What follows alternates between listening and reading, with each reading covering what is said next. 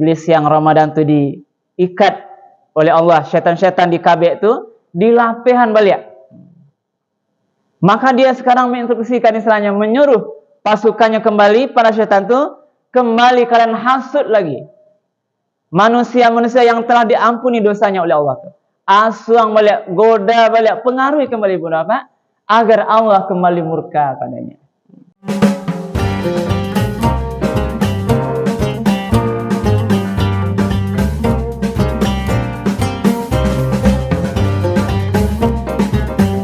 Assalamualaikum warahmatullahi wabarakatuh.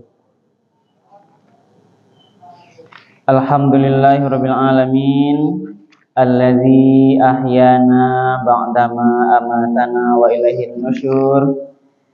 Asyhadu an la ilaha illallah wahdahu la syarikalah wa asyhadu anna Muhammadan abduhu wa rasuluh sallallahu alaihi wasallam la nabiyya ba'dah. Faqala Allah ta'ala fil Qur'anil Karim, a'udzu billahi minasy syaithanir rajim. Bismillahirrahmanirrahim. Wa nafsin wa ma sawaha fa alhamaha fujuraha wa taqwaha qad aflaha man zakkaha wa qad khaba man dassaha. Shadaqallahul azim. Bapak-bapak dan ibu-ibu, hadirin kaum muslimin, jemaah subuh yang dimuliakan oleh Allah, marilah kembali kita menyampaikan kalimat puji dan syukur. Alhamdulillahirabbil alamin. Segala puji bagi Allah Ta'ala semesta alam, karena pada pagi yang subuh yang penuh berkah ini kita bersama-sama masih diberikan nikmat kesehatan, diberikan nikmat kesempatan dan kemudahan-kemudahan sehingga kita masih bisa kembali melanjutkan salat subuh kita secara berjamaah, dan insya Allah akan kita lanjutkan kembali tausiah subuh kita. Lai siap-siap jasadnya Bapak Ibu. Alhamdulillah. Kita sampaikan salawat dan salam kepada Nabi kita, Nabi Muhammad sallallahu alaihi wasallam, yang telah meninggalkan Al-Quran dan sunnahnya sebagai pedoman hidup kita bersama. Bapak-bapak dan ibu-ibu, hadirin jemaah subuh yang dimuliakan oleh Allah, kita baru selesai melaksanakan ibadah puasa Ramadan. Mudah-mudahan ibu dan bapak, di hari-hari Syawal ini kita betul-betul menjadi hamba Allah yang bertakwa kepadanya. Kita berdoa mudah-mudahan sesuai janji yang dulu di dalam hadis-hadis Rasulullah, siapa yang berhasil puasa Ramadannya, maka insya Allah akan diampuni seluruh dosa-dosa yang berlalu. Berarti Allah Subhanahu wa Ta'ala di hari yang fitrah kemarin, 1 Syawal kemarin ibu dan bapak, itu melihat awak bersama kau dengan pandangan rahmah, pandangan kasih sayang. Karena hamba-hambanya lah berhasil melaksanakan 1 bulan ibadah puasa Ramadan. Dan sudah diampuni dosa-dosanya. Bahkan dalam satu hadis Nabi juga disampaikan, dia keluar di hari fitri itu, kharaja min dzunubihi kal yaumi waladathu nyo keluar ibu dan bapak di hari 1 Syawal itu bagaikan bayi yang baru dilahirkan. Kharaja min dzunubihi, dikeluar dari dosa-dosa waktu, kal yaumi, bagaikan hari waladathu ummu, sama dengan hari kita dilahirkan. Apa maksudnya? Hari itulah hari kita tidak ada dosa ibu.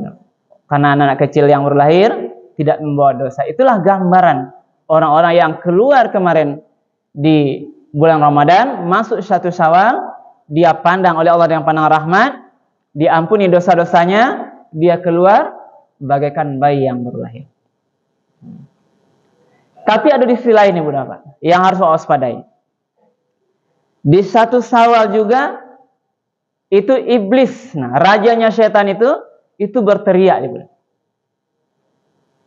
Memakiak-makiak istilah bahasanya. Berteriak kerasnya. Marah dia Ibu. Sehingga seluruh pasukannya dikumpul lagi. Bertanyalah anak buah itu, "Man aghdabaka ya sayyidana?" Apa yang menyebabkan engkau murka wahai Tuhan kami? Lalu disampaikan, tidak ada yang membuat saya murka di hari yang fitrah itu kecuali karena Allah Subhanahu wa taala sudah mengampuni seluruh dosa hamba-hambanya yang melaksanakan ibadah puasa Ramadan. Kok yang menyebabnya?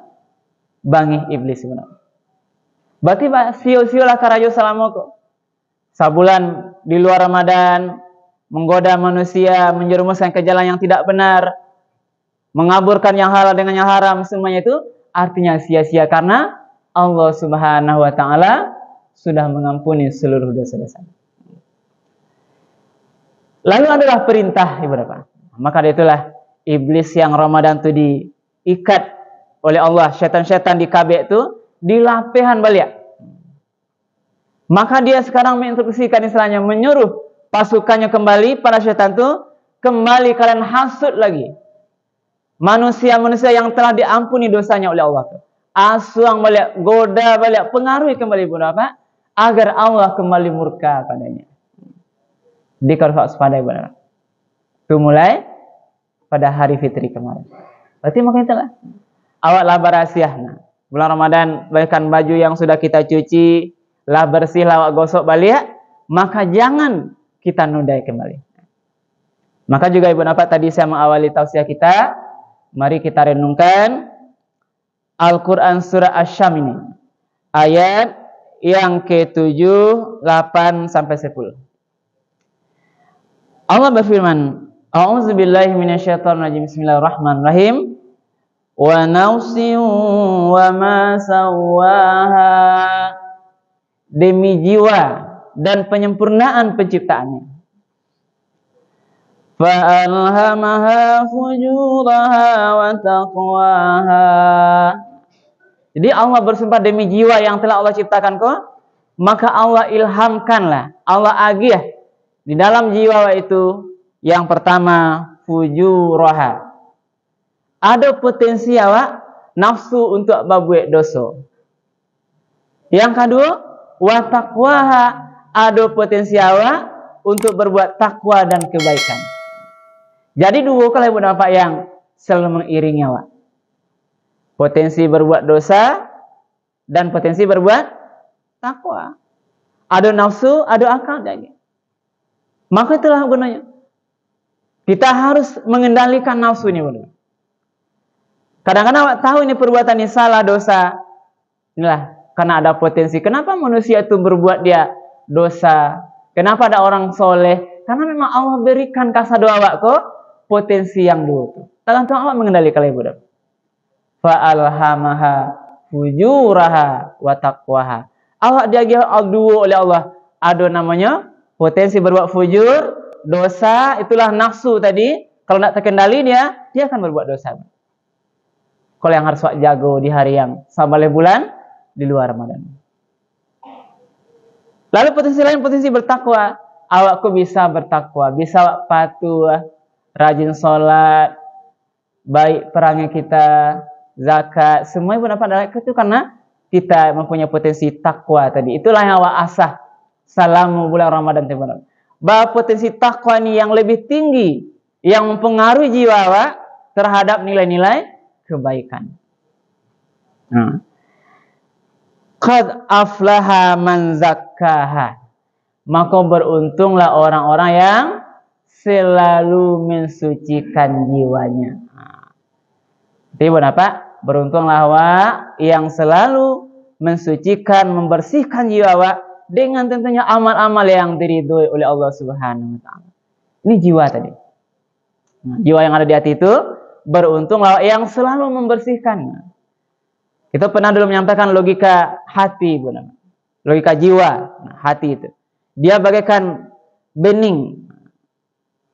Pilas putih, bening. Ketika manusia berbuat dosa, maka galai putih atau yang bening itu nanti akan tumbuh bintik-bintik satu. Buat dosa tumbuh bintik C. Buat dosanya tumbuh noda B. Makin banyak manusia awak kau buat dosa, maka jiwa atau hati waktu nanti akan dikelilingi oleh panuan dek noda-noda dosa tadi, sehingga kalam gitu. Hitam. Kalau lah hitam, ikulah yang bahasa ayat itu balrona ala qulubihim makanu yaksibun. Rona tidak bisa lagi dia nanti menerima kebenaran ataupun disampaikan yang benar, dikecian yang salah, sama aja baginya, tidak akan berubah hatinya. Karena itulah, mari di hari yang fitrah ini, bulan Syawal ini, mari selalu ibu dan bapak, kita bersihkan jiwa kita ini dengan seluruh amal-amal perbuatan yang diridhai Allah. Yang terakhir, wa qad khaba man dassaha. Maka rugilah orang-orang yang mengotori jiwanya tadi. Awal rahasia tadi, jiwa kita sudah takwa tadi, maka rugilah orang-orang yang mengotori jiwanya dengan perbuatan-perbuatan dosa. Jadi dikecian, ada untung, ada rugi. Yang membersihkan jiwanya selalu, insya Allah menjadi orang-orang yang beruntung dalam pandang Allah, dan orang-orang yang menceburkan kembali jiwa-jiwanya itu kepada perbuatan dosa, itulah orang-orang yang merugi. Jadi kita berharap ibu dan bapak, dari sekian banyak pelajaran Ramadan yang kita dapatkan, mari wa amalkan di 11 bulan ke belakang.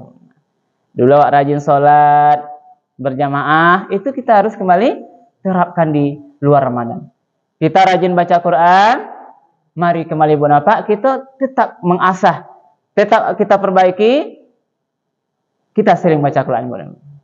Termasuk kita memperbanyak yang lain, banyak hikmah-hikmah, banyak pelajaran-pelajaran selama Ramadan yang kita dapatkan, mari kita amalkan di 11 bulan terakhir ini. Inilah mungkin ibu bapak yang dapat kita sampaikan, dengan harapan mudah-mudahan ketakwaan yang kita raih, di mana Allah pandang kita dengan ketakwaan itu sebagai posisi yang mulia. Inna akramakum atqakum tuh. Sesungguhnya orang yang paling mulia di sisi Allah adalah orang yang paling bertakwa di antara kita tuh. Maka mari kita hati-hati kembali terhadap godaan-godaan syaitan, godaan-godaan dunia yang nanti akan merugikan kita, baik kehidupan dunia, apalagi nanti kita rugi dalam menjalani kehidupan akhirat yang kekal abadi. Mudah-mudahan bermanfaat. Ini saya dulu beberapa yang dapat kita sampaikan, dan banyak maaf kalau yang kurang berkenan. Kita akhiri, subhanakallah bihamdika asyhadu an la ilaha illa anta astaghfiruka wa atubu ilaik. Billahi taufiq wal hidayah. Wassalamualaikum warahmatullahi wabarakatuh. Ya.